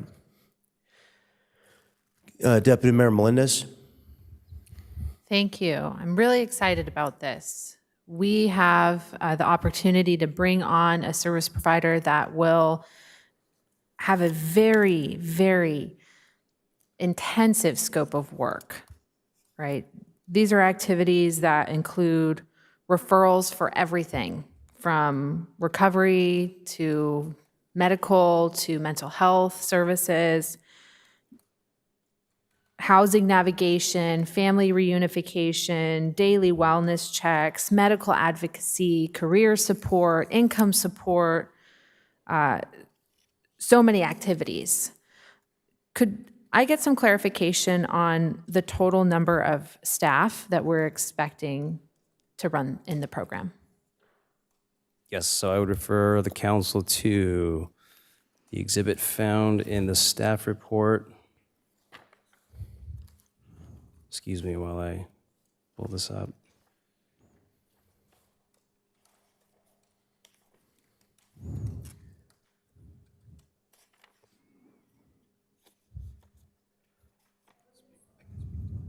What did we have? 7 coaches, and then we had 2 supervisors for the coaches, a full-time security person, with a full-time administrator, with a full-time, who was the head person on site? What was their title? I'm sorry, if I can make a point of information, please. This needs to be captured in the record. If you agree, Mayor, could that please be spoken into the? Sure. Because we can't all hear. I think very Mr. well. Lung is finding, was it page 19 in the program report that has the org chart? Page 44, if I could direct your attention, maybe our city clerk could bring that up. or actually, it's not in the presentation. It's in your materials, page 44. There's an organizational chart. It lists out all the individuals and their salaries and their functions. Thank you, that is correct. It is page 44 with the org chart.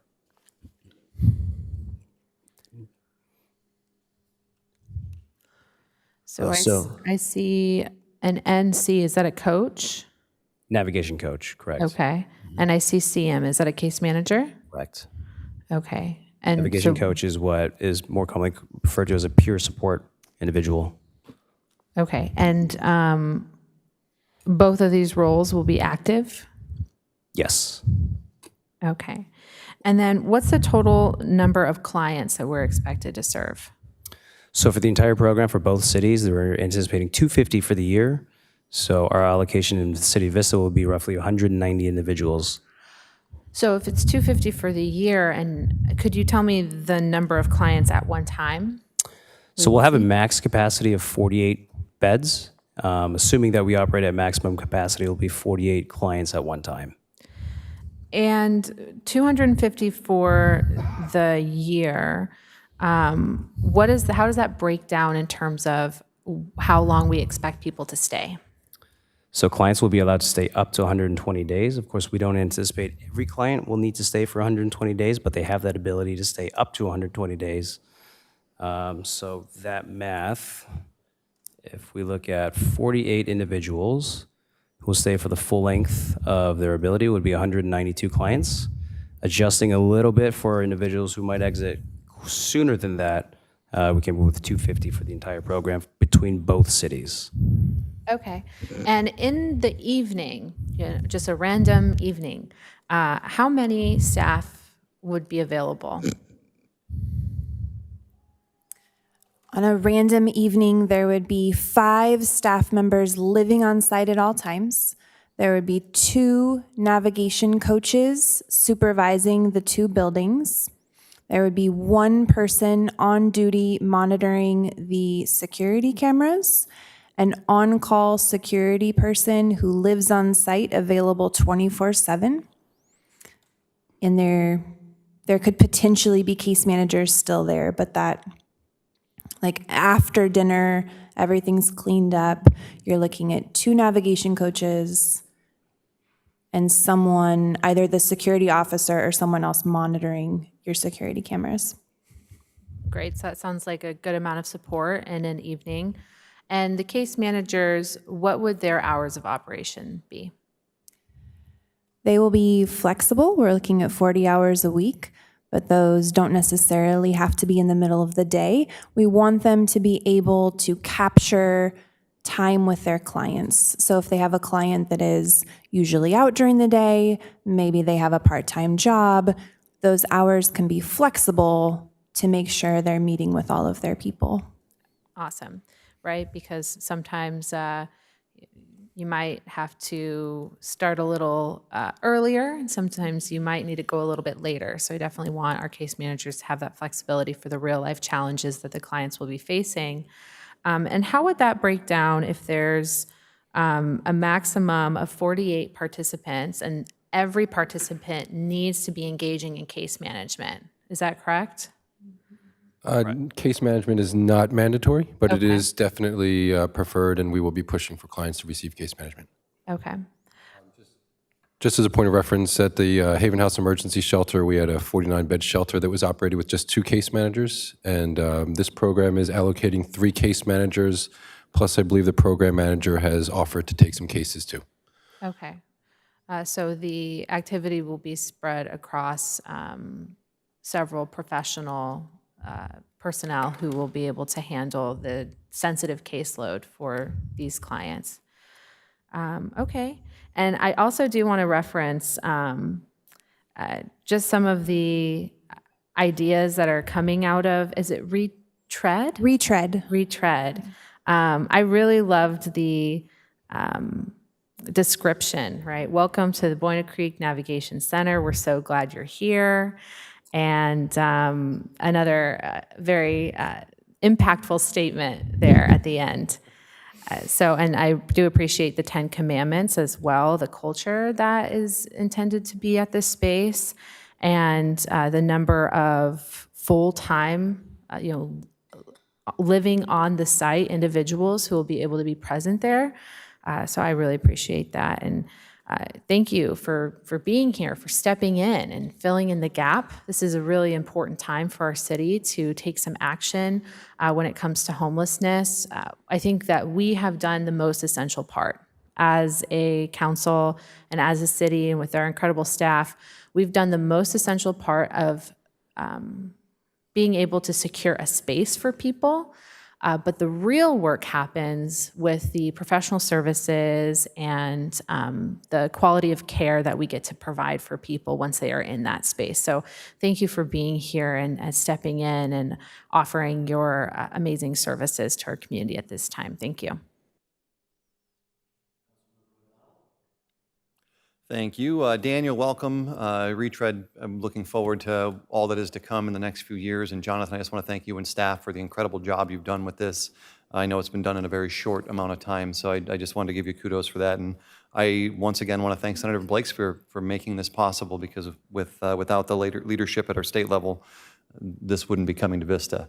I only have one question for you. I unfortunately was not able to attend the community or the workshop that we had regarding this issue, but I know there was a lot of discussion around data collection. One of that was that we couldn't correlate data points because of access to those.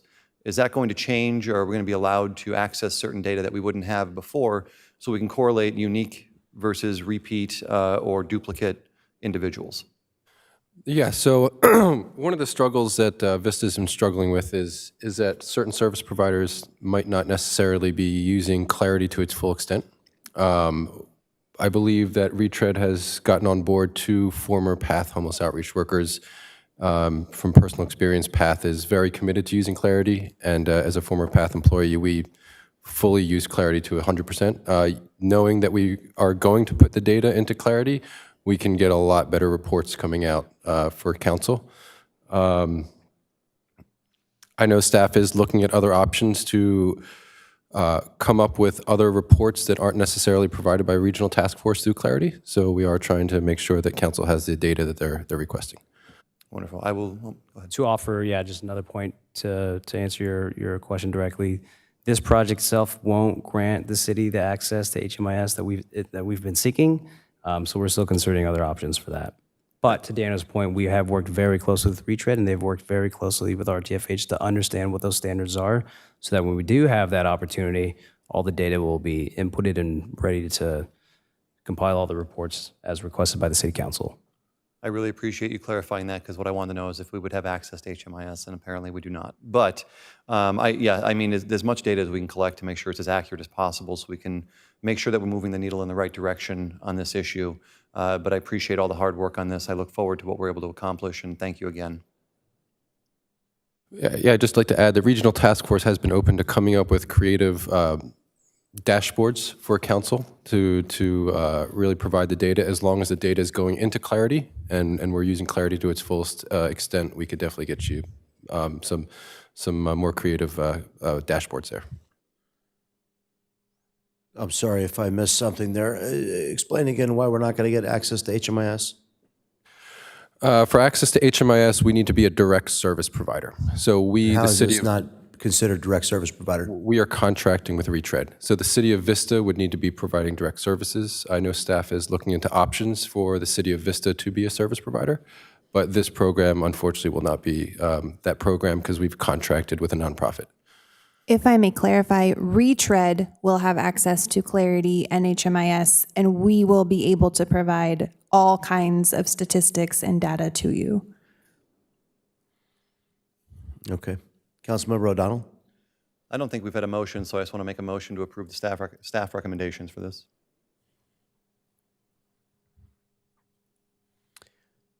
Councilmember Contreras? I have a question, kind of going off of the question and answer about data. We are still looking at doing a public-facing dashboard, though, that has information, so the information from the Navigation Center will be part of that. Yes, so we have the preliminary dashboard that was proposed to council last workshop provided by Exodus. We will be seeking to provide something similar for each of our programs. and considering a comprehensive dashboard for all of the programs, and those will be coming online soon.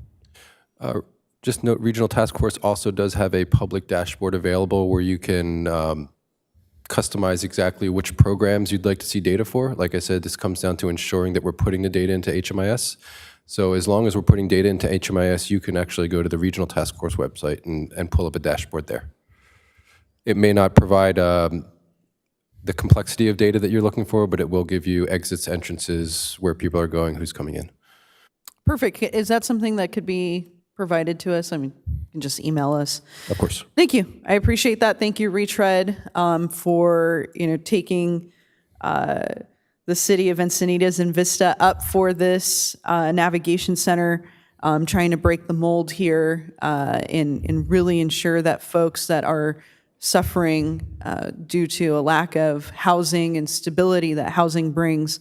I really, truly am thankful that we're able to work together and get the outcomes that we want to see for folks that are living a very traumatic experience. So thank you, everyone. I'll go ahead and second the motion. Thanks. Question for you. The proposal says PC 290 sex crime eligible case by case. Explain to us, if you would, what kind of sexual offenders would and would not be allowed. There are 3 tiers of sex offenders. The least dangerous type are actually eligible to have their requirement to register as a sex offender forgiven. And then the second is a little more dangerous. And then the third is the most dangerous. They absolutely have to register. So we will look at each 290 offender on a case-by-case basis. How long ago was the offense? Was it with a child? Was it like, we don't want to throw someone out because of something that happened in their past. People who are justice impacted often have a difficult time getting their life back, and that's not something that we want to do. And so we will look at a case-by-case basis. We'll just look at them, we'll talk to them, we'll look at their record, and we will make a determination. And we will just try to get as many people into this low barrier shelter as possible. We have assembled a staff that really, really cares about the homeless, really, really care about people. We believe that anybody can redeem their life, that any life is worth pouring into and is worth a second chance.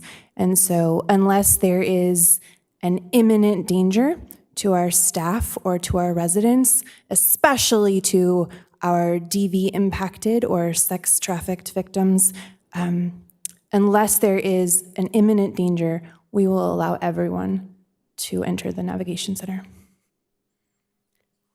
I don't think I'm okay with sexually violent predators, which comprise 4% of the most violent forcible rapists, child rapists. Me either. I don't want to see those people here. No. So those sexually violent predator, that designation will not be admitted? So there are 3 tiers as prescribed by the justice system.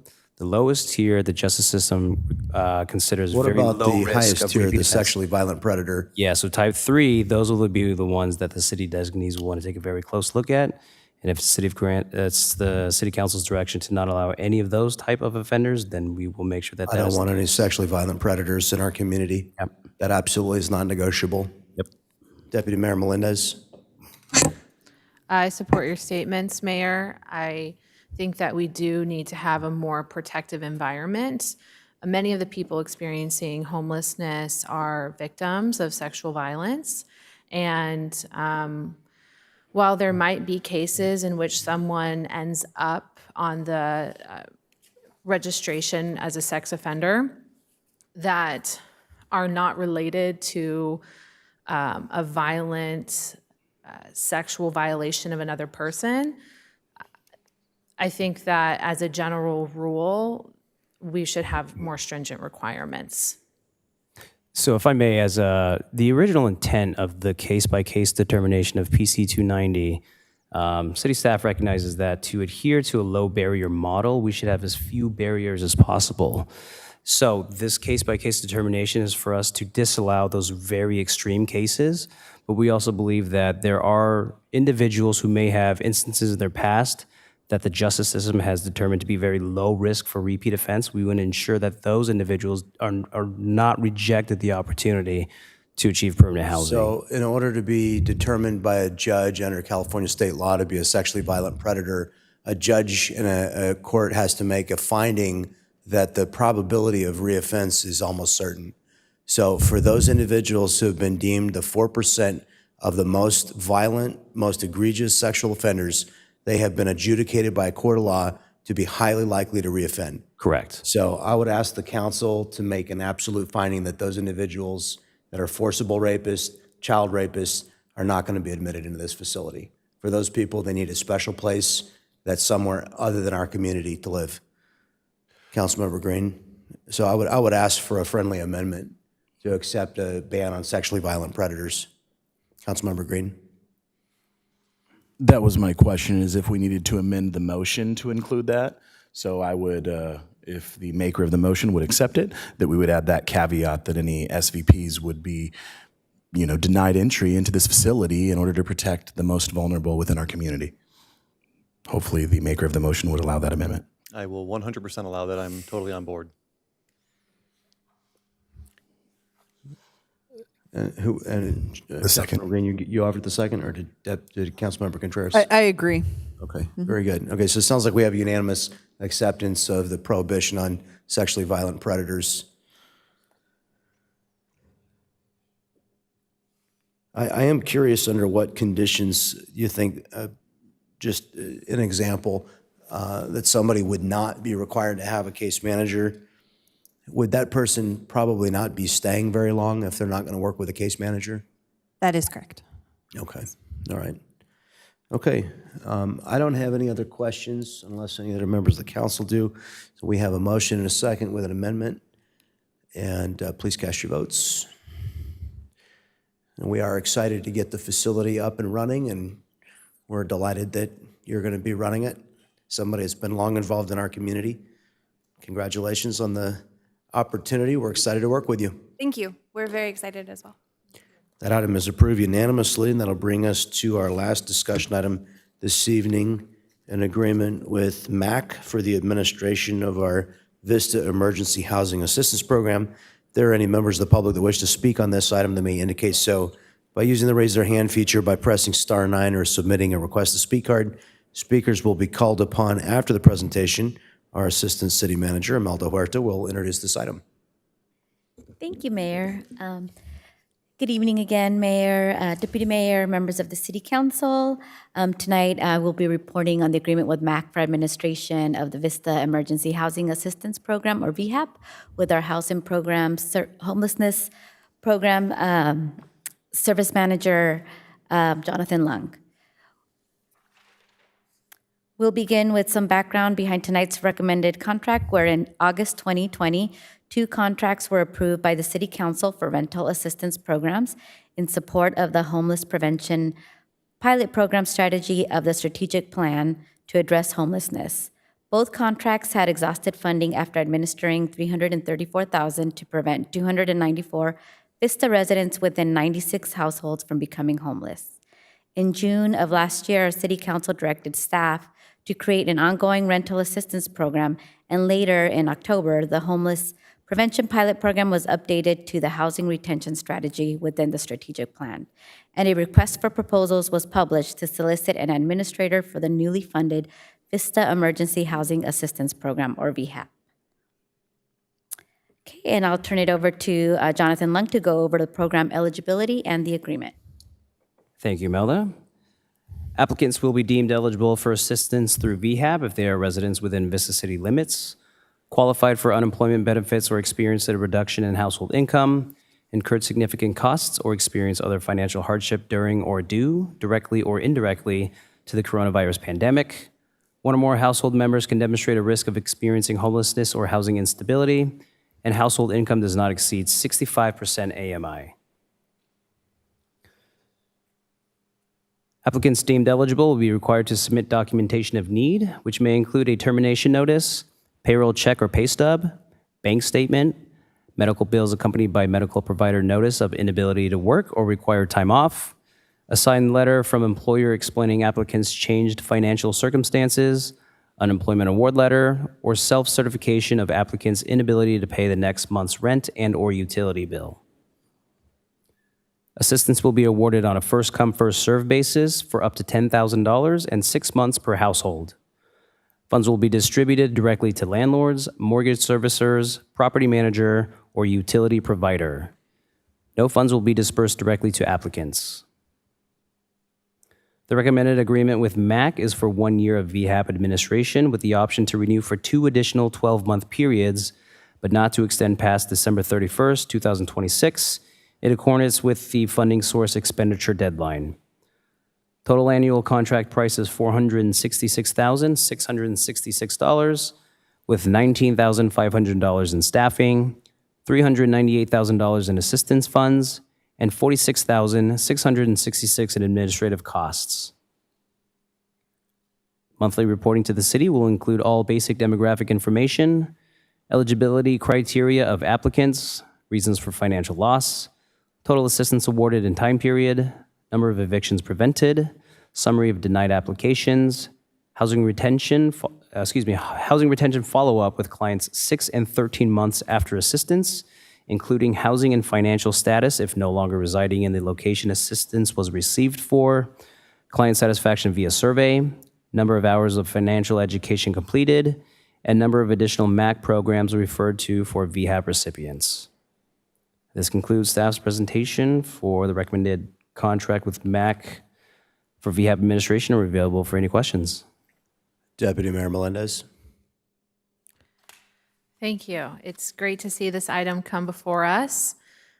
Last year, we agreed that we were going to have housing assistance be an ongoing service that we provide within our strategic plan to address homelessness because we want to prevent homelessness before it happens.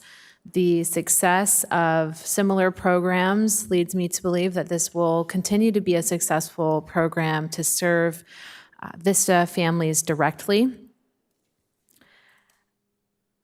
I wanted to understand requirements, eligibility for people who are interested in the program. How did we or MAC or all partners involved develop the 65% AMI requirement? That is a limitation set by the funding source, which is ARPA. Okay. Drafted by the Department of Treasury. Okay, and then I'm okay with pretty much everything here. I did want to talk about monthly reporting. Could we also include, this might be under basic demographics or reason for financial need, but I would like to collect information for program participants of those who are currently, at the time that they receive the funds from our city program, who is on receiving income support or public benefits. So SSI, SSDI, general relief, food assistance, any type of public benefit. I imagine we will be getting information about people's employment because there might be a change in their employment, but we also might be getting information about the change in people's benefits, right? But really being able to see, what percentage of clients are we serving in this housing rental assistance program that are currently receiving public benefits of some kind, and that they will be additionally receiving this rental assistance from us. Would that be information that we're able to obtain? I don't. Excuse me, I don't see why not. But just to clarify, is it the deputy's mayor direction to require that reporting before assistance, or is it a voluntary question at time of application? Are the items listed here under monthly reporting required? These are required, yes. Okay, I would like to make it a requirement that they share if they're receiving public assistance. Sure. I think if at the stage where someone is coming and looking to receive rental assistance, I don't want to be prohibitive in any way, but I think it's really important for us to collect data about the state of poverty in our community and what number of people are receiving public assistance that are also struggling with housing stability.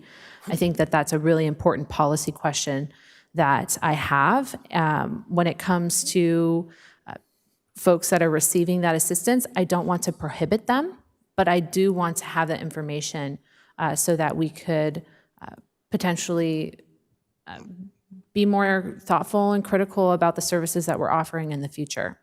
I just feel like it's a type of information that I would like to have. I don't know if my council agrees with that, but I would be happy to move to approve this agreement and staff's recommendation with the inclusion that we collect information on the status of someone's public benefits if they're receiving any public benefits. And that is a similar question that I believe the county and other agencies ask for, and even SDG&E asks, right?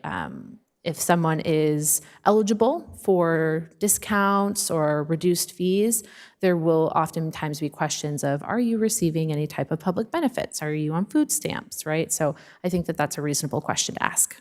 Thank you. Councilmember Contreras. Thank you for putting this together.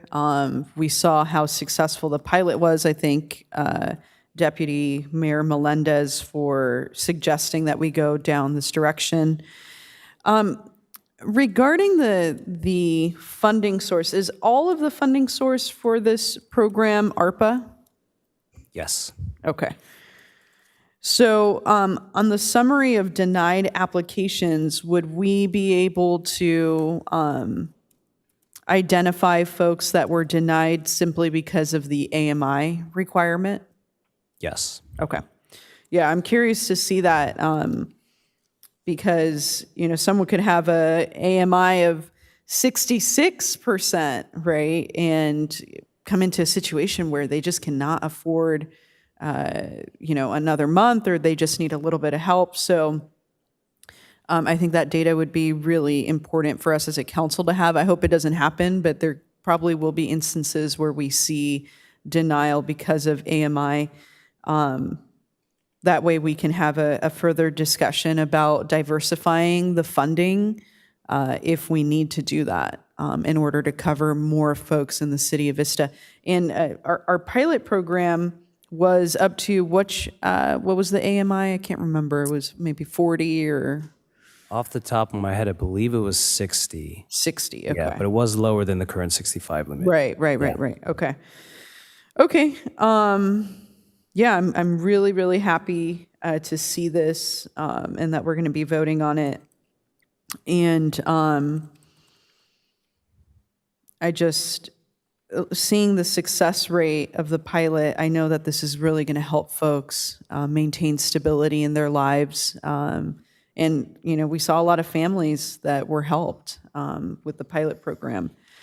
So I'll go ahead and, Deputy Mayor, you had a motion on the floor? Okay. And that motion included your additional stipulations? Okay. I'll go ahead and second that motion. Thank you. Councilmember Green. Is there a representative from MAC Head Start here that would Yes, like there to is. speak on this contract? She, Ms. Victoria Vasquez, has let us know that she's available if you have questions for her. You know, I've met Miss Victoria Vasquez at several of our functions. She is a intimate part of this community, and it's really good knowing that we got a Vista resident and somebody who's vested within our city here taking over this contract. So just wanted to have you actually meet you, have you say a couple words about what MAC has done in this community and what you're looking forward to with this contract. Sure thing. Good evening, everybody. City Council, Mayor Franklin, Deputy Mayor. Thank you for having me. So my name is Victoria Vasquez. I'm the Community Engagement Manager for MAC. I'm here on representation on behalf of MAC. So MAC's mission really is to maximize self-sufficiency within individuals and families. So I think this this funding really aligns with what we're trying to do with the community and really throughout San Diego County. We do have 5 pathways of service, which are housing, education, economic development, health and well-being, and advocacy and leadership. So I really do think that expanding on this is going to be very good for the community. So happy to be representing MAC and get this work going on this. Thank you. Awesome, cool. I saw you in the audience. I just wanted to make sure I acknowledge you, have you come up here and speak a little bit. And I've seen MAC Head Start programs. I mean, they've done a lot in our community throughout the years, and I've met a lot of families, just in my time in Vista that have been touched by your organization. So knowing that you guys are going to be allocating this funding for our community, I know that you actually know the community and you'll really know who needs it. So thank you so much. Greatly appreciated from a Vista boy over here. So that's it. I know it's ready to vote. Let's go. If anyone does want to learn more about MAC, I'd be happy to arrange a tour of our administrative office here in Vista and see some of our Head Start programs take place. Thank you. How many of us were at the grand opening? I was there. It was good. I enjoyed touring your facility and seeing all the kids enjoying the beautiful preschool facilities. So with that, we have a motion and a second. Please cast your votes.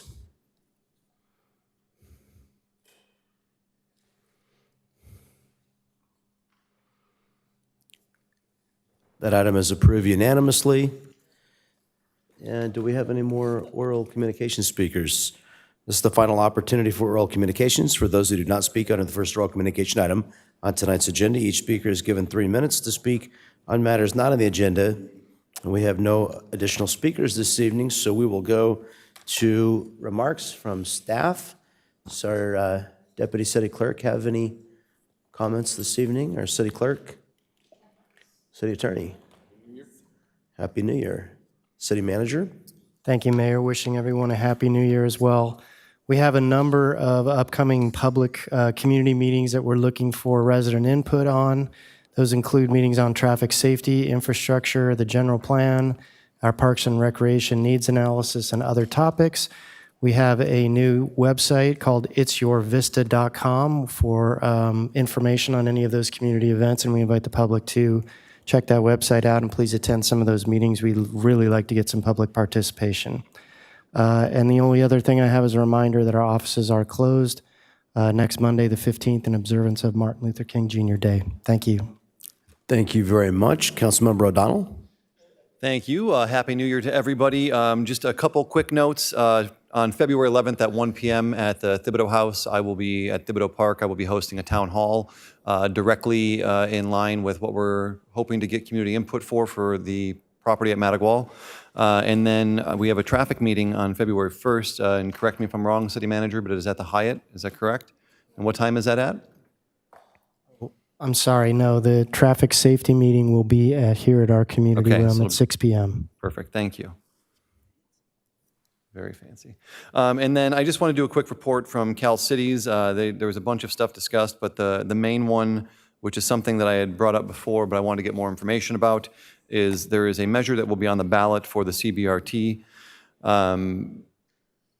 Cal Cities is against it, and I'm going to support them being against it. It will cost the cities in the state of California roughly $4 billion in their ability to collect local fees and taxes from businesses and other areas. So I just wanted to bring that to the council attention. You should expect something coming in the near future on it with a larger discussion I'm happy to have, but just wanted to report back on that. There is a pending lawsuit, so it may not even make it to the ballot, but they're going to be hearing the case in June, I believe. So I'll have more on that later. Just wanted to bring it to all your attention.